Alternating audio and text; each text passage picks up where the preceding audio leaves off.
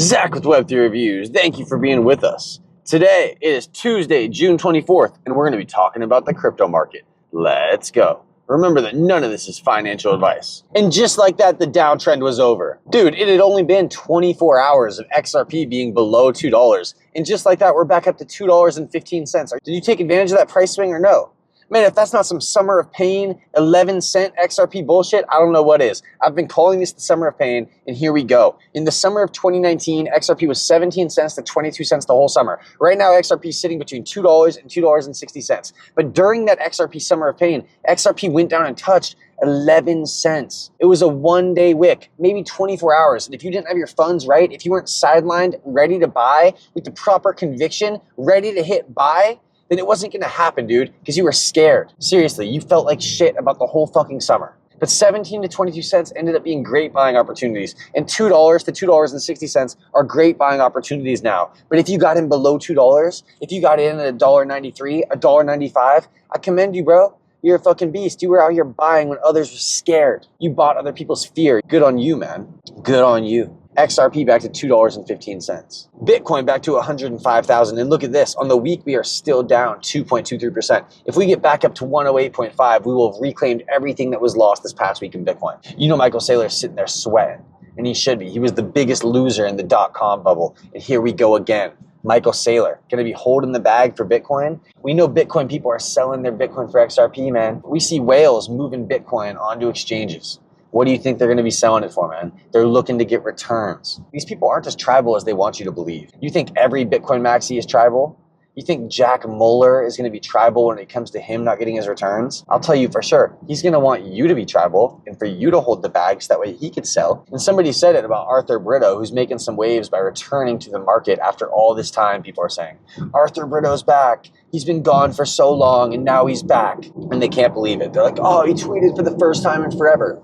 Arthur Brito, the invisible man. I know, it's exciting. Comes back online, everyone's excited, or they're fearful. But somebody said it, they're like, dude, you should be watching his address. And it can mark a time to sell, at least the local top, when Arthur Brito starts selling. It's important to note, man. You know, Jed McCaleb, Jed the Fed, he used to have an XRP wallet that he called the taco stand. He would sell XRP every Friday at damn near the exact time for years until he finally ran out of XRP. And it was generally for around the same amount of XRP. He'd be selling a lot of XRP, man, as much as the exchange could take. And this is good because, you know, we read that story about Greg Kidd and him having 1 billion XRP. Greg Kidd has 1/100th of the overall supply of XRP. That's insane. We hope that Greg Kidd sold. You know, we can't have one man having 1% of the overall supply of XRP. It's one thing if it's an institution. Like Uphold. We don't know how much XRP Uphold holds, but it doesn't upset me. You know what Uphold's going to do? Uphold is going to be using Flare to garner a yield. Uphold is going to be bolstering the use case on Flare. I think that that's going to increase our chances to see a times 10, a times 20 on Flare. Because what does the math say about Flare and Songbird about how much market cap you need put in for an asset like XRP, Litecoin, Bitcoin, or Doge in order to double the market cap of Flare? It's not that much, man. The likes of Uphold, with their arguable amount of XRP, it could be billions, puts all that money on Flare's F assets.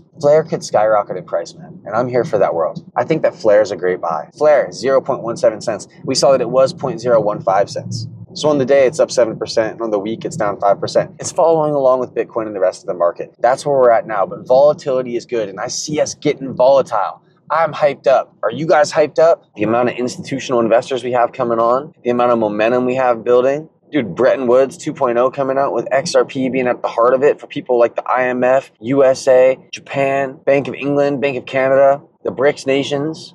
XRP is that motherfucker, man. If Samuel L. Jackson was sitting here talking to y'all, he would say, motherfucker. Let's look at some conspiracy theorists talking about the riddles. Because why not? Let's have some fun, man. Y'all still like to have fun? Or are you guys too fearful to have a good time? Dude, have a good time no matter the circumstance, okay? Because you can't control the outcome. You can control yourself right now and your energy. What are you bringing to the table, man? Are you causing a ruckus, bringing FUD to the table? Or are you just chilling? And so this comes off a post from All Day Astronomy where they say breaking news, unexpected nova just appeared in the night sky and you can see it with the naked eye. We have this from Crypto Bible Woo 0. Are all the signals that the time is right? And we have these 4 different posts. We got a supernova on Brad Garlinghouse. We know that Joel Katz is the fuzzle bear. Okay, so there they are leading the way, and we have the white flag being raised. Dude, this is all insane. Look at this, another supernova in the sky, dude. As the king gets ousted. We've seen the king get ousted. Here we go, they're at the poker table. Oh, there's the supernova on the right, man. You know, and I can't depict all of them, but I will say that Greg Kidd had an interview on the Digital Asset Investor years ago. I want to say 2018. And he described back in 2011, he was part of a poker game with billionaires, and he heard the legend of XRP back then. And it spoke to him enough where he felt the need to come out of retirement, go work for Ripple, not only work with them, but work out a deal with them where he would be allowed to buy XRP at market value. Dude, and Greg Kidd was crucial to the likes of Twitter becoming a billion-dollar company. So the fact that he turned around after retirement, came out of retirement, and then helped Ripple, huge. Greg Kidd, man, one of the first 10 employees at Ripple. If you're smart, you'll go learn who the others were, all right? Do some research, bro. Get to know somebody. I love that Naveen Gupta video where he says, Ripple is going to make a dent in the universe. I mean, what is the next move, on Ripple's roadmap, in your opinion? To put you on the spot here. No, it's very simple. So I think one thing, if there is one message that you can get in this room is Ripple is not an ordinary company. We are not here to have a small market share or do X, do Y, and make small amount of money or something to happen. We are here to make a dent in the universe. Either we will change the remittance universe, the way you understand, the way value gets transferred across the world, between people, between institutions, or we will just fade away. So it's almost 0 or 1. And some of it comes from our Silicon Valley arrogance. Some of it comes from, that's the reason 6 years ago, we were born with the mission of moving money like information moves today, right? And we are making it possible working with the existing ecosystem. So I think this is a key differentiator about Ripple. And that's the reason we are a monoline company. Every day we get tens of ideas to say, why don't you do security settlement? Why don't you work in trade finance? Why don't you do X, Y, Z? And what we tell them is, just cross-border remittances is $155 trillion problem.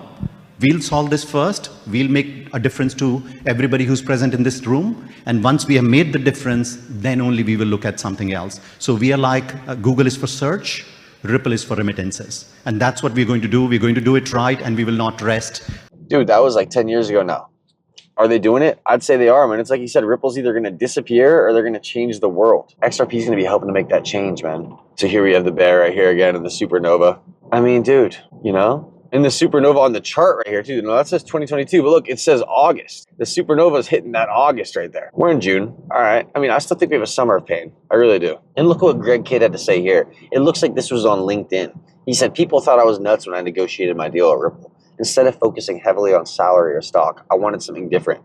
I asked for the option to buy XRP, not below market value, but at the prevailing market price when the option vested, locked in for over 4 years. The kicker, I asked for the option to buy 1 billion of them. Everyone was a skeptic. Greg, that's insane. XRP could go to 0.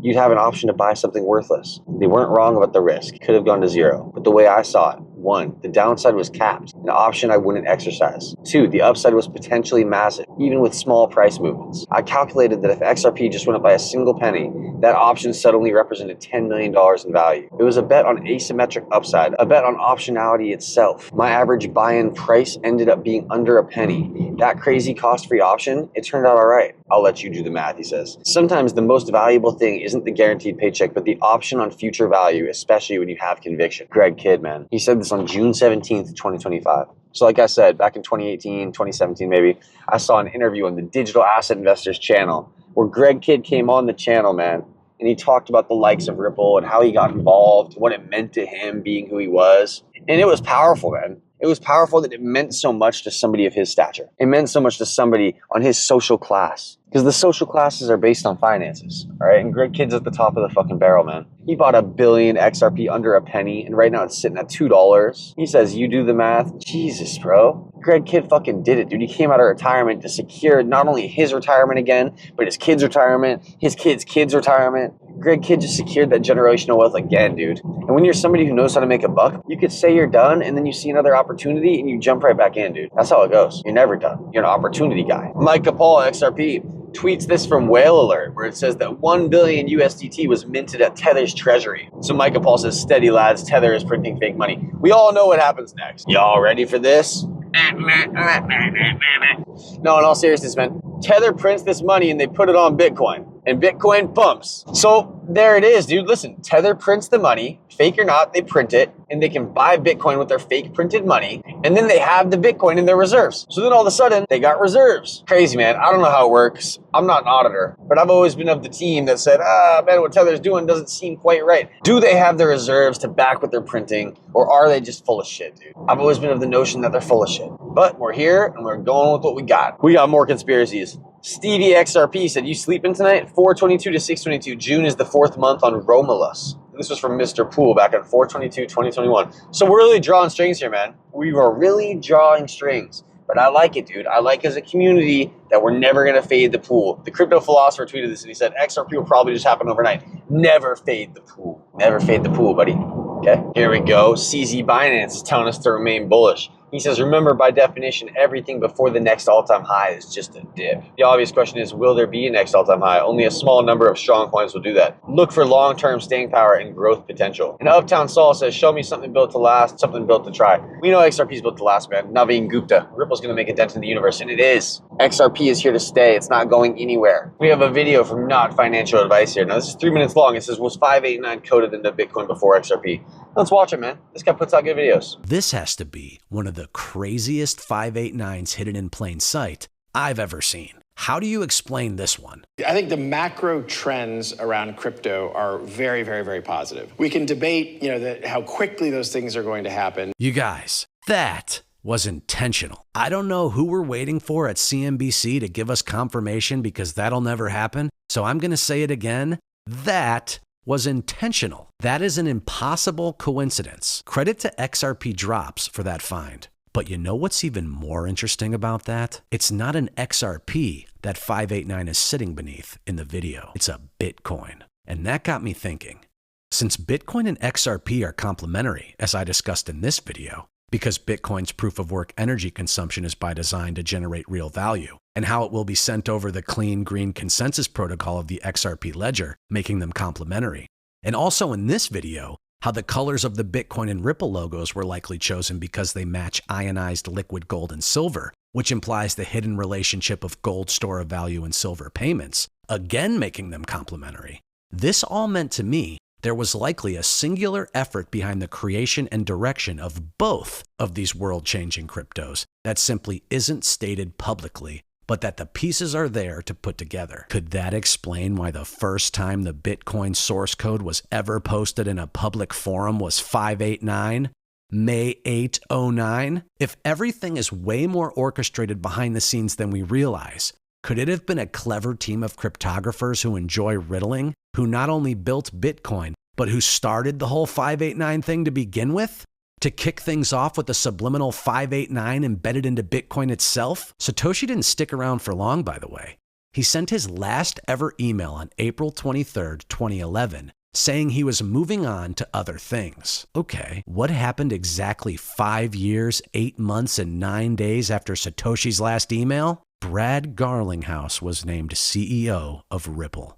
What in the world are the chances, you guys? And if 589 isn't a clue that things are quietly coordinated behind the scenes, how do you explain this? On May 809, the same date the Bitcoin source code was published in a public forum for the first time ever, the SEC approved release number 34-59895, the file that established the regulatory blueprint that laid the legal and logistical foundation for future digital asset products like Bitcoin ETFs, foreshadowing the tokenized financial future we are entering right now. And it ended in 59895. I said to ChatGPT, holy shit, this specific file served as the whole playbook for digital asset ETFs? And it replied, yes, holy shit is right. This specific SEC file from May 8, 2009 didn't just approve a gold ETF. It codified the architecture that would become the playbook for every single digital asset ETF that followed. John Squire says, here's a new record. In just 3 days, 3IQ's XRP ETF which is at XRPQ, has hit C32 million AUM, making it the largest XRP-focused ETF in the country. With 0% management fees for 6 months, it's one of the most competitive crypto ETF options out there. So we have more options rolling out for you to be able to buy XRP, man, through ETFs. And if that's where you want to play, okay. You know, I'm the type of person who wants to buy and hold my own tokens. But maybe it takes some risk out for you if you trust 3iQ, a company you've never even heard of until right now. MetaMan X, XRP waves of liquidity. And it's David Schwartz in the wave, man. He's the biggest killer whale of them all. And with the great prediction for us, USA Federal Reserve will own XRP. 97.61 in XRP incoming. I like these bullish predictions, man. I'm over here saying anywhere from 7 to 13, but you know what? I got no problem with the USA adopting XRP, taking on the escrow of Ripple and saying this is the deal now. XRP is pegged to $9,000 a token. Straight from David Schwartz, XRP has no issuer. XRPL differs from most blockchains. It lacks rivalrous competitive mining or minting. The ledger can't distribute XRP itself. Anyone could initially claim as much as they wanted. The XRP ledger is decentralized. No one has legal control over it. The XRP ledger is public. Anyone can access it, run a node, or become a validator. And Brad Garlinghouse is the CEO of Ripple, which is a company, not the CEO of XRP. XRP Crow, he tweeted this out and he said, get to know the facts, man. This is straight from the word of David Schwartz, who's the biggest killer whale of them all. One of the best coders of our time. Another quote from him, XRP Crow's coming at us with these. David Schwartz said that all the elements are now taken. Google has the earth. Apple has air. Amazon has fire. Ripple has water. Dude, those are going to be the 4 biggest companies. Get with the times. All the elements are taken. Who's going to be the last avatar? You know what I think? I got a prediction for you. I think that Flare is going to be that last avatar. I think that Hugo Philion is going to come in here and use his fucking wizardry to bend all the elements and let Flare integrate all of them. Dude, that's a fucking prediction right there, bro. Come on. Alex Cobb hitting us with some truth. He says, this feels like an OG Bitcoiner rotating his bags into XRP. This comes from Zyph Crypto. Breaking, a mysterious whale just scooped up 3.8 million XRP from Binance. We know that's worth over $7 million. Flare Africa gets it. XRP brings the liquidity. Flare makes it programmable. Firelight turns it into yield. This is the on-chain flywheel Africa's been waiting for. This is off a post from Flare where they say XRP equals liquidity, Flare equals utility layer, and Firelight equals yield engine. Billions in motion. Hugo Philion, he said that he spent much of the last week in the US with the Firelight team. This product is hugely innovative and has the potential to put billions, if not tens of billions of XRP to work on Flare. They keep going, man. They keep going. And it keeps on running, running, and running, running, and running, running. Bro, I'm out here playing air guitar for you guys today, man. I'm doing a lot of shit. I don't know what's going on. It's Tuesday. I'm hyped up, bro. I don't know how you guys feel. If you're watching, you must be, you know, either feeling good or hoping to hear me going on a crazy rant about my upsetness about things, or maybe you're looking for some of that bullish energy I'm giving off, bro. And I'm here to tell you that I'm bullish, man. Crypto's here to stay. You gotta hit a dip before a new all-time high. CZ said it best, man. Everything before a new all-time high is just thought of as a dip. Dude, he said it there. Not everything's gonna rip to the new all-time high. Those that have a strong future outlook, they're gonna fucking make it happen, man. It's Zach with Web3 Reviews. Thank you for being here. Until next time.